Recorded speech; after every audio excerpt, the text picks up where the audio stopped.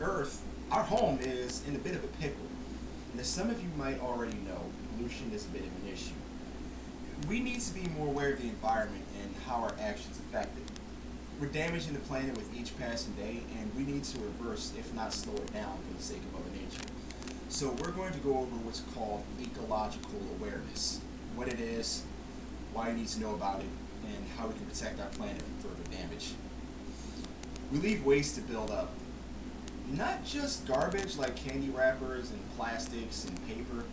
I mean chemical waste and pollution produced from power plants, urbanization, or construction. Now, I myself, I've lived long enough to directly observe some of the negative effects of not taking care of Mother Nature. For example, an area once flourishing with wildlife, insects, and plants has dwindled down to near nothingness. This is all thanks to construction and poor cleanup efforts. If you love Mother Nature as much as I do, and you're concerned about the future generation, I advise you take a listen. Now, what do you mean by we need to be more aware of the environment? Well, we need to monitor our actions and how they affect the environment around us, and I'll tell you why. The CO2 emissions from our vehicles, or basically anything that that burns fossil fuel, contribute to greenhouse gases up in the atmosphere. A staggering 29%, as a matter of fact, more than industry, commercial, agriculture, and electricity, and residential. The EPA provides statistics for anyone to see for themselves, so you can get a full idea how bad it is. Why do we need to be more aware of our impact on the environment? Well, if we continue on and pay no attention to what we do, we will cause long-term damage to the ecosystems, and that will begin to affect us pretty badly over time. Now, the more waste we produce, the worse our air and water quality becomes. We need oxygen and water, of course, but it's not just us humans that depend on it. Plants, animals, fish, and insects, they rely on this too, and we rely on them. Deforestation and construction, again, are two contributors to this problem. Some of you might be familiar with deforestation, also known as clear cutting.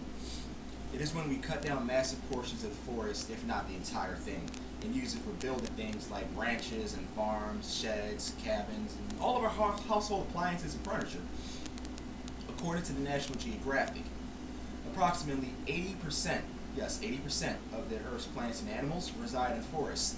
Additionally, up to 250 million humans reside in forests and savanna areas, and they depend on the resources around them. These people are referred to as the rural poor.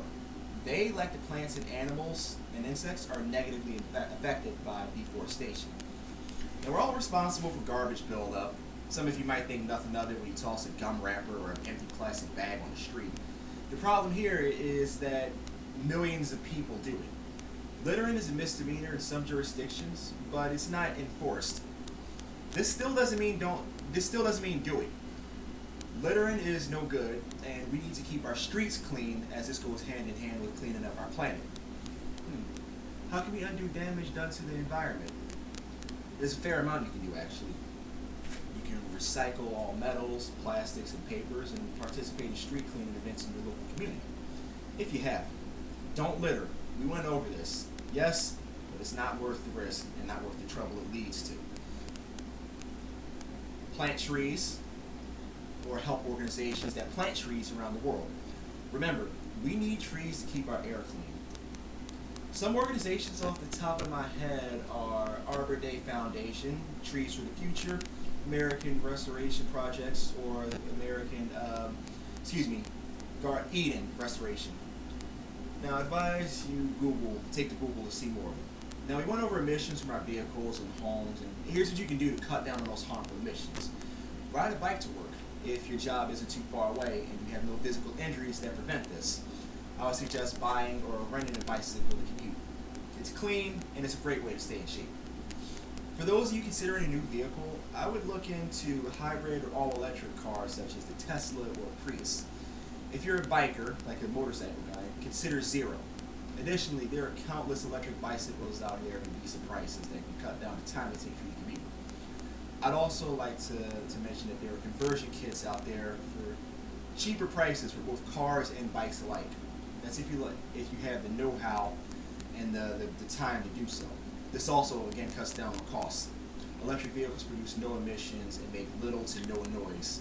Consider using solar power or a wind turbine for your home. I know some conversion kits may be costly, but the benefits in the long run greatly outweigh the drawbacks, of course.